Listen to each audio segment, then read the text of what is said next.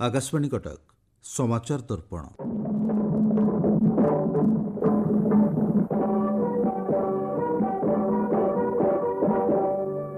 श्रोताबंधु, चलित मास 8 रु 10 तारिख 3 दिन भुवनेश्वर जनता मैदान में आयोजित हो जाइछि अष्टादश प्रवासी भारतीय दिवस सम्मेलन। ଏହି ସମ୍ମିଳନୀରେ ରାଷ୍ଟ୍ରପତି ଦ୍ରୌପଦୀ ମୁର୍ମୁ, ପ୍ରଧାନମନ୍ତ୍ରୀ ନରେନ୍ଦ୍ର ମୋଦି, ମୁଖ୍ୟମନ୍ତ୍ରୀ ମୋହନ ଚରଣ ମାଝୀ ପ୍ରମୁଖ ଯୋଗ ଦେଇଥିଲେ। ଏହାଛଡ଼ା ଅନେକ କେନ୍ଦ୍ରମନ୍ତ୍ରୀ ଏବଂ ରାଜ୍ୟର ମନ୍ତ୍ରୀମାନେ ମଧ୍ୟ ଯୋଗ ଦେଇଥିଲେ। ଏହି ପ୍ରବାସୀ ଭାରତୀୟ ଦିବସ ସମ୍ମିଳନୀରେ ରାଷ୍ଟ୍ରପତି ପ୍ରବାସୀ ଭାରତୀୟଙ୍କୁ ସମ୍ମାନିତ କରିଥିଲେ। ଏଥିରେ ରାଜ୍ୟକୁ ତଥା ଦେଶକୁ କିଭଳି ଶିଳ୍ପ ସମୃଦ୍ଧ କରାଯାଇପାରିବ ଏବଂ ବିଭିନ୍ନ କ୍ଷେତ୍ରରେ ପ୍ରବାସୀ ଭାରତୀୟମାନେ ସହଯୋଗ ଯୋଗାଇ ଦେଇପାରିବେ ସେ ନେଇ ଆଲୋଚନା ହୋଇଥିଲା। ବୈଦେଶିକ ମନ୍ତ୍ରୀ ଡକ୍ଟର ଏସ୍ ଜୟଶଙ୍କର କେତେକ ଅଧିବେଶନର ଅଧ୍ୟକ୍ଷତା କରିଥିଲେ ଏବଂ ଶିଳ୍ପ ଜଗତଠାରୁ ଆରମ୍ଭ କରି ବିଭିନ୍ନ କ୍ଷେତ୍ରର ବିଶେଷଜ୍ଞମାନେ ଏଥିରେ ସାମିଲ ହୋଇଥିଲେ। ତେବେ ଏଥିରେ ଯୋଗ ଦେଇଥିବା ପ୍ରବାସୀମାନଙ୍କ ମଧ୍ୟରେ ସିଙ୍ଗାପୁରର ଆଇଟି କମ୍ପାନୀର ରାଜୀବ ଲୋଚନ ମହାଳିକ ଯୋଗ ଦେଇଥିଲେ। ସମାଚାର ଦର୍ପଣ ପକ୍ଷରୁ ଆମେ ତାଙ୍କ ସହ ଯୋଗାଯୋଗ କରିଥିଲୁ। ଆସନ୍ତୁ ତାଙ୍କ ସହ କଥାବାର୍ତ୍ତା ହେବା। ସାର୍, ଆପଣଙ୍କୁ ଆମ କାର୍ଯ୍ୟକ୍ରମକୁ ସ୍ୱାଗତ। ନମସ୍କାର, ଜୟ ଜଗନ୍ନାଥ। ଆମର ଶ୍ରୋତାବନ୍ଧୁମାନଙ୍କୁ ଆପଣଙ୍କର ପରିଚୟ ଦିଅନ୍ତୁ। ମୁଁ ହଉଛି ରାଜୀବ ଲୋଚନ ମହାଲିକ। ମୁଁ ଓରିଜିନାଲି କେନ୍ଦ୍ରାପଡାରୁ, ଓଡ଼ିଶାରୁ। ମୁଁ ବର୍ତ୍ତମାନ ସିଙ୍ଗାପୁରରେ ରହୁଛି। ମୋର ନିଜର ଗୋଟେ ଆଇଟି କମ୍ପାନୀ ଚଲାଉଛି। ସାର୍, ସିଙ୍ଗାପୁରରେ କେତେ ବର୍ଷ ହେଲାଣି ଆପଣ ଅଛନ୍ତି? ସିଙ୍ଗାପୁର ତ ମୋର 20 ବର୍ଷ ହେଇଗଲାଣି। ତା ପୂର୍ବରୁ ମୁଁ 4 ବର୍ଷ କୋରିଆରେ ଥିଲି। ମୁଁ କୋରିଆରୁ ସିଙ୍ଗାପୁର ଯାଇଥିଲି। ତ ଆପଣ ଜାଣିଛନ୍ତି, ଆପଣ ନିଜେ ମଧ୍ୟ ଯୋଗ ଦେଇଛନ୍ତି ଆମର 3 ଦିନିଆ ଅଷ୍ଟାଦଶ ପ୍ରବାସୀ ଭାରତୀୟ ଦିବସ ସମ୍ମିଳନୀ ଆୟୋଜିତ ହୋଇଯାଇଛି ଏବଂ ଏଥିରେ ଆପଣ ଜଣେ ପ୍ରମୁଖ ପ୍ରବାସୀ ଭାବରେ ଯୋଗ ଦେଇଛନ୍ତି। ପ୍ରବାସୀ ଭାରତୀୟ ଦିବସ ସମ୍ମିଳନୀ ଯେଉଁ ଲକ୍ଷ୍ୟ ନେଇ ଭାରତ ସରକାର ଆୟୋଜନ କରୁଛନ୍ତି, ଆର ଯଦି ଆପଣ ଦୂରଦୃଷ୍ଟି ବା ଭବିଷ୍ୟତର ଲକ୍ଷ୍ୟ କଥା ଚିନ୍ତା କରିବେ, ତେବେ ଆକୁ ଆପଣ କେମିତି ଦେଖୁଛନ୍ତି? ପ୍ରବାସୀ ଭାରତୀୟ ଏଇଟା ଗୋଟେ ବହୁତ ବଡ ଜିନିଷ। ଲୋକ ଯଦି ଚିନ୍ତାଧାରା କରିବେ, ଆମେ ନିଜକୁ ବି ଭାବନ୍ତୁ, ଧର ଆମେ ଓଡିଶା ଲୋକ ଯାଇକି ବମ୍ବେରେ ବି ରହୁଛୁ, ଆମେ ଫ୍ୟାମିଲିକୁ ଛାଡି ରହୁଛୁ, ତ ଯୋଉ ଆଟାଚମେଣ୍ଟଟା ରହୁଛି ମା ବାପାଙ୍କ ପାଇଁ, ଫ୍ୟାମିଲି ପାଇଁ, ସାହି ପଡିଶା, ବନ୍ଧୁମାନେ, ଏମାନଙ୍କ ସହିତ ଯୋଉ ଆଟାଚମେଣ୍ଟ ଲଗାତାର ରହୁଛି, ତ ସେଇ ଫିଲିଂଟା ସବୁବେଳେ ଆମର ରହୁଛି। ଇଭେନ ଆମେ ଭାରତ ବାହାରେ ବି ରହିଲେ, ଗଭର୍ଣ୍ଣମେଣ୍ଟ ଯୋଉ ଷ୍ଟେପ ନେଇଛି ଆମ ସହିତ ଯୋଡି ରହିବା ପାଇଁ, ଗଭର୍ଣ୍ଣମେଣ୍ଟ ଆମର ବି ଚିନ୍ତାଧାରା ରଖୁଛି, ତ ଆମ ଭିତରେ ବି ସେଇ ସିମିଲାର ଧାରା ରହୁଛି କି ଆମେ ବି କିଛି ସୋସାଇଟି କରିପାରିବା ସକ୍ଷମରେ। ସେଇଟା ଆମ ପାଇଁ ବି ବହୁତ ଭଲ ଲାଗିବ। ସମସ୍ତେ ସବୁ ଜିନିଷ କରିପାରନ୍ତିନି, ବଟ୍ ଯିଏ ବି କରିପାରିବେ ପ୍ରବାସୀ ଭାରତୀୟ ମାନେ, ସେମାନଙ୍କୁ ବହୁତ ବହୁତ ଧନ୍ୟବାଦ। ଆଉ ସେମାନଙ୍କ ଭିତରେ ଯଦି ଆମେ ଚିନ୍ତାଧାରା ରଖୁଛୁ କି ଭାଇ ଓଡିଶା ପାଇଁ ବି ଆମେ କିଛି କରିପାରିବୁ, ସେଇଟା ହଉଛି ଆମର ଖୁସିର ଖବର। ସାର୍, ଇନଫର୍ମେସନ ଟେକ୍ନୋଲୋଜି କଥା କୁହନ୍ତୁ ବା ଆମର ବୈଷୟିକ ବିକାଶ କଥା କୁହନ୍ତୁ, ବହୁତ ଗୁଡ଼ିଏ ପଦକ୍ଷେପ ନିଆଯାଉଛି। ତ ଆପଣ ପ୍ରଥମେ ଏଇ ଯେଉଁ ବାହାର ଦେଶକୁ ଯିବା ଏବଂ ସେଠି ଗୋଟେ ଆଇଟି ଫାର୍ମ ଆରମ୍ଭ କରିବା ଏବଂ ସେଥିରେ ସଫଳତା ପାଇବା, ଏଇଟା କେମିତି କ'ଣ ଚିନ୍ତା କରିଥିଲେ? ମତେ ଅପରଚୁନିଟି ମିଳିଥିଲା ବାହାର ଯିବାର, ଚିନ୍ତାଧାରା ନଥିଲା କି ମୁଁ ଆଇଟି କମ୍ପାନୀ କରିବି କେବେ ବି। ଗଲା ପରେ ବି ଆପଣ ଦେଖନ୍ତୁ, ମୁଁ ଫାଷ୍ଟ ଯୋଉ କଣ୍ଟ୍ରି ଯାଇଥିଲି ସାଉଥ କୋରିଆ, ତ ସେଇ କେତେ ଡେଭଲପ ନେସନଟା, ତ ଆମେ ନିଜର ସ୍କିଲ ସେଟ୍ ବଢେଇଲୁ, ହାଇ ଟେକ୍ନୋଲୋଜି ଉପରେ କାମ କଲୁ। ମୁଁ ଯେମିତି satellite communication, satellite mobile phones ଉପରେ ବି ବହୁତ କାମ କରିଛି, ସେଟଅପ୍ ବକ୍ସ ଉପରେ ବହୁତ କାମ କରିଛି, ବ୍ରଡକାଷ୍ଟିଂ, କମ୍ୟୁନିକେସନ, ଟେଲିକମ୍ୟୁନିକେସନ ରିଲେଟେଡ ପ୍ରଡକ୍ଟରେ କାମ କରିଛି। ସେଇ ଯୋଉ ନଲେଜଟା ଗେନ୍ କଲୁ, ଆମେ କେମିତି ସୋସାଇଟି କି ରିଟର୍ନ ବି ଦବୁ, ସେଇ ଚିନ୍ତାଧାରା ରହିଥିଲା। ତ ମୁଁ ବର୍ତ୍ତମାନ କୋରିଆ, ଇଭେନ ମୁଁ ଜାପାନିଜ କମ୍ପାନୀ ବି କାମ କରିଛି, ୟୁଏସ କମ୍ପାନୀ ସହିତ କାମ କରିଛି। ତ ଏଇ ସବୁ ଜିନିଷ ଉପରେ ଚିନ୍ତାଧାରା କଲା ପରେ ନିଜକୁ ଲାଗିଲା କି ଆମେ ବି କିଛିଟା କରିବା, ଯୋଉଟା କି ଇଣ୍ଡିପେଣ୍ଡେଣ୍ଟଲି, ଆଉ ଆମେ ବି ଆମର ବି ନିଜର କିଛିଟା ଆଇଡିଆ ଅଛି, ସେଇ ଆଇଡିଆକୁ କେମିତି ଆମେ ଇମ୍ପ୍ଲିମେଣ୍ଟ କରିକି ଲୋକଙ୍କୁ ଚାକିରି ଦେବାର ଅଛି, ଅଧିକ ଲୋକଙ୍କୁ ଏନଗେଜ କରିବାର ଅଛି। ଆଉ ଯେହେତୁ ମୁଁ ଓଡିଶାର, ମୁଁ ଭାବିଲି ଓଡିଶା ଲୋକଙ୍କୁ ବି କିଛି ଏନଗେଜ କଲେ ମତେ ବି ସେଟା ବହୁତ ଭଲ ଲାଗିବ। ସାର୍, ଗତ କିଛି ବର୍ଷ ହେବ ଯାହା ଦେଖାଯାଉଛି ଯେ ଭାରତରେ ଯେଉଁ ବୈଷୟିକ ଶିଳ୍ପ ବା ଆପଣ ଆଇଟି କ୍ଷେତ୍ର କୁହନ୍ତୁ, ସେଥିରେ ବିକାଶ ଘଟୁଛି। ଆପଣ ମଧ୍ୟ ଅନେକ ଗୁଡ଼ିଏ ଦେଶ ବୁଲିଛନ୍ତି। ଯଦି ଭାରତ ଏବଂ ଅନ୍ୟ ଦେଶ ବା ଆପଣ କାମ କରୁଥିବା ସିଙ୍ଗାପୁର କଥା କୁହନ୍ତୁ, ଯଦି ଦେଖିବେ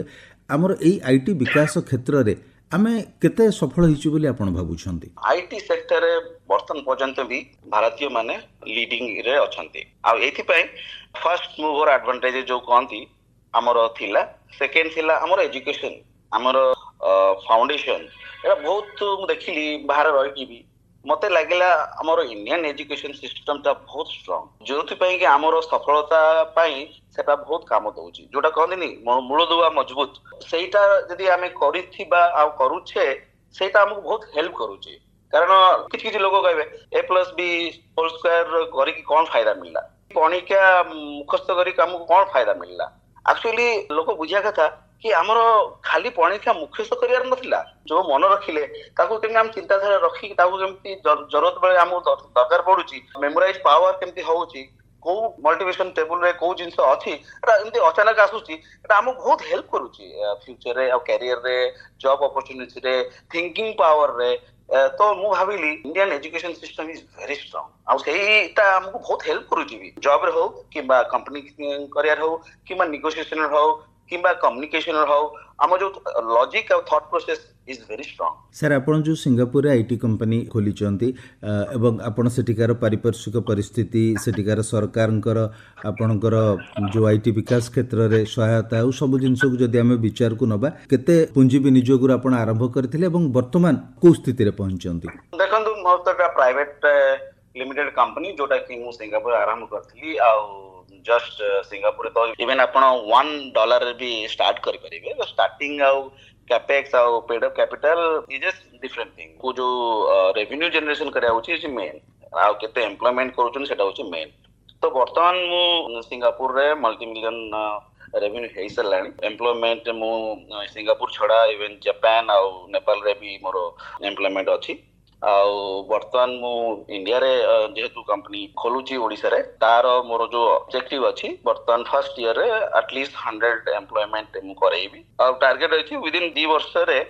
रफली 100 to 200 करोड़ रेवेन्यू जनरेशन हबो और लगभग 500 लोकंकर एम्प्लॉयमेंट हबो जाऊ सर बहुत बढ़िया कथाटे कहले सर ए जो योजना रखिचंदी आपण ओडिसा रे आईटी हब खोलिबा पई ता विषय रे टिके विस्तृत हबर कहिबे कि मु भाबिची बैक एंड सपोर्ट सर्विसेज जो कहंती आईटी रे तारी ऊपर मोर ऑब्जेक्टिव अछि कि मु back end support services out of Odisha करेबी mainly IT software development mobile applications cyber security ऊपर ही फोकस रहइबो आ गोटे प्रासंगिकता कथा हम आलोचना करबा सर भारत वर्ष रे आपण देखिबे बा विशेष करी आपण ओडिसा कथा भी कहि पारंती हमर एबे अनेक गुडी जो वैषयिक शिक्षा क्षेत्र रे आपण देखिबे बहुत गुडी महाविद्यालय मध्ये अछंती जो माने वैषयिक शिक्षा दउचंती एवं पिला माने आपणकर जानिथिबे बीसीए हो एमसीए हो माने सब पिला माने बहुत पढुचंती किंतु कर्म संस्थान बहुत कम रहिछि एवं सर गोटे द्वितीय गुरुत्वपूर्ण प्रश्न होउछि जे मो मन रे आसुछि आमे जते बेले आईटी कथा उठौचे सेटा बुद्धि समस्त वर्गर मनुष्य मानक पई समान संज्ञा दौ नाही माने जेमती गोटे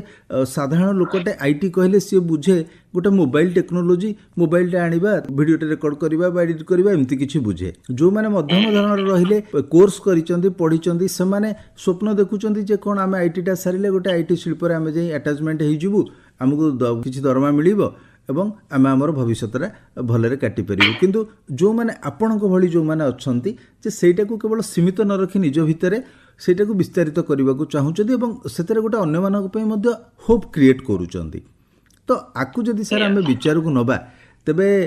आम देश रे यार भविष्य तो केमती रहिछि देखो आईटी तो रहिबो जे कोनोसी इंडस्ट्री आजिकली तो बड़ बड़ आगु तो स्टील प्लांट रे किछि आईटी वेटी रिलेटेड नथिला एबे भी स्टील प्लांट हो किबा मैन्युफैक्चरिंग प्लांट हो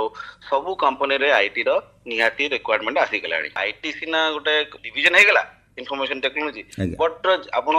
रेडियो नियंतु कि टेलीविजन नियंतु कि प्रोडक्शन कंपनी नियंतु समतंकर आजिकली आईटी रो रिक्वायरमेंट आसी गलानी तो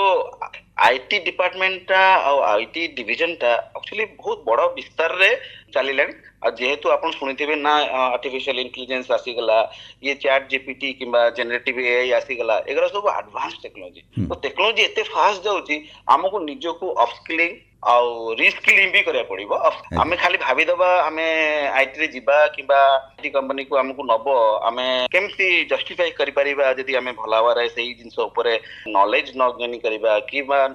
पढिबानी से रिलेटेड जिंसटा एटा कहया खराब हो हमको चाकरी मिलुनी फ्रेशर मानन को हमें सेते भी दबु हम प्लान भी अच्छी जाएंगे कैंपस इंटरव्यू सब करे कि पिला को उठेबु तो एगरा सब कंपनी मानकर स्ट्रेटजी थाए कारण सेटा प्रॉफिट मार्जिन ऊपर बहुत फरक पड़े सर आपण जो जोग देले आपनकर 18 प्रवासी भारतीय दिवस सम्मेलन ने तो आपनकर अभिज्ञता कोन मत बहुत भल लगे एक्चुअली मुझे फर्स्ट टाइम भी जॉइन कली तो एथर जेहेतु मौका मिलला प्लस चीफ मिनिस्टर भी आसते सिंगापुर से भी हमको इनविटेशन थिला तो सही हिसाब रे आमे भाबिलु जो आयोजन टा हेछि सिवा और निहाती योगदान करिया बहुत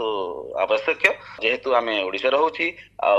फर्स्ट टाइम भी होउछि ओडिसा रे तो मते बहुत भल लागला अरेंजमेंट भी बहुत बढ़िया हेतला आ ऑर्गेनाइजिंग कमिटी बहुत एफर्ट देथिले गवर्नमेंट भी बहुत एफर्ट देछि तो प्रवासी भारतीयों सहित अटाचमेंट भी मिनिस्टर भी मंत्रीमंडल मैंने बहुत भल अनाउंसमेंट करछन्ती कि आम पई भी स्वतंत्र गोटा लिंक रहिबो जोथरे आम कम्युनिकेशन करके गवर्नमेंट को केते सजेशन सलाह दे परिबु to create new jobs new opportunities business industry setups एरा सब चलिबो देखो हमको मौका मिल पानथला किंबा कम्युनिकेशन प्रॉपर हे पानथला जो तो जानि छथि गवर्नमेंट संस्था को केमति माइंडसेट रखनी लोक बर्तमान जो इनिशिएटिव नहीं जाउची सेटा मते बहुत भल लागुची कि गवर्नमेंट भी जानुची कि लोकंकर फीडबैक आ थॉट प्रोसेस केते important to bring technology new industries in the state sir ये जो प्रवासी भारतीय सम्मेलन है एवं बहुत गुड़े देश में आम रुवा आम देशर लोक मैंने विशेषकर ओडिशार भाई भौणी मैंने आसिक जोग देते सर जब आम सामग्रिक भाव में देखा जे आगामी दिन में यहाँ केते सफलतार सहित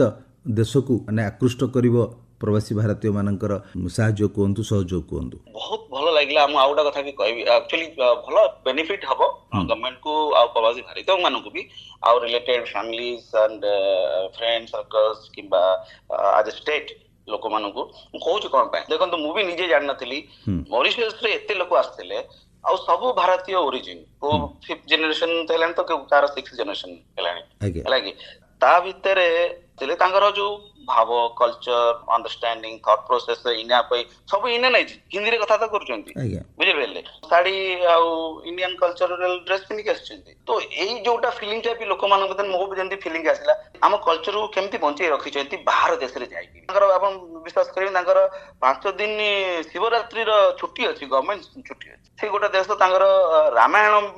रिलेटेड नै कि तांकर कॉन्स्टिट्यूशन अछि तो जो एक्सचेंज ऑफ इंफॉर्मेशन हैला विभिन्न विभिन्न कंट्री विभिन्न विभिन्न थॉट प्रोसेस विभिन्न टेक्नोलॉजी कंपनी यही सब भीतर भी गोटा नेटवर्किंग बनी गला both on the technology job prospective opportunities era सब अपन थॉट प्रोसेस करिवे बहुत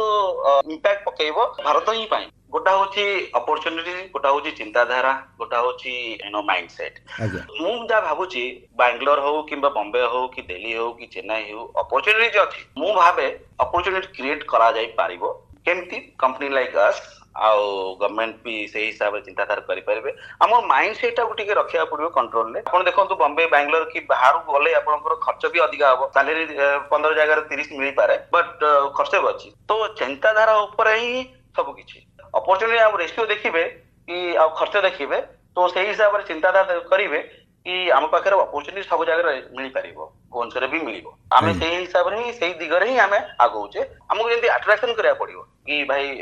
भुवनेश्वर भी आपन को जॉब और रिलेटेड कैरियर ग्रोथ आपन मिल पारिबो सर हमर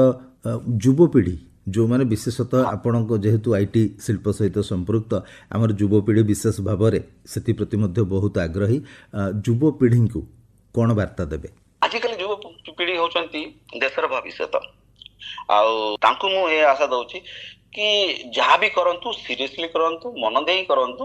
आउ अपॉर्चुनिटीज बहुत अच्छी निजों को कॉन्फिडेंट रखिया इंपोर्टेंट आउ जे भावंती कि से किछि बिजनेस अपॉर्चुनिटी करेबे से भी भावंतु कि जहाँ भावुचंती सही हिसाब रे थॉट प्रोसेस रहिबो से निजे किछि ना किछि करि परिबे कॉन्फिडेंट इंटरेस्ट आउ होप ये बहुत बड़ जिंस आउ मो प्रिंसिपल जेमती मु आज भावे मोर 3टा प्रिंसिपल लाइफ रे हैव कॉन्फिडेंट इन योरसेल्फ जोटा बिलीव इन योरसेल्फ आउ have faith in God and respect parents एई हिते नै कि मो युवपीढ़ी कहूची कि टेक्नोलॉजी एडवांस करंतु माने पढंतु अपग्रेड करंतु अपस्किल करंतु दुनिया रे बहुत किछि अछि करिया पय हरास होबा दरकार नै कॉन्फिडेंट दरकार कॉन्फिडेंस रहिले सफलता मिली परिबो सफलता मिली परिबो सर आम सहित आपण आलोचना कले बहुत गुड़े उपादेय तथ्य देले सेतिपई आम कार्यक्रम तरफ आपको बहुत बहुत धन्यवाद धन्यवाद समाचार दर्पण आज पई एतिकी प्रस्तुति आंचलिक संवाद विभाग उपस्थापन मु सत्यव्रत बेहुरा।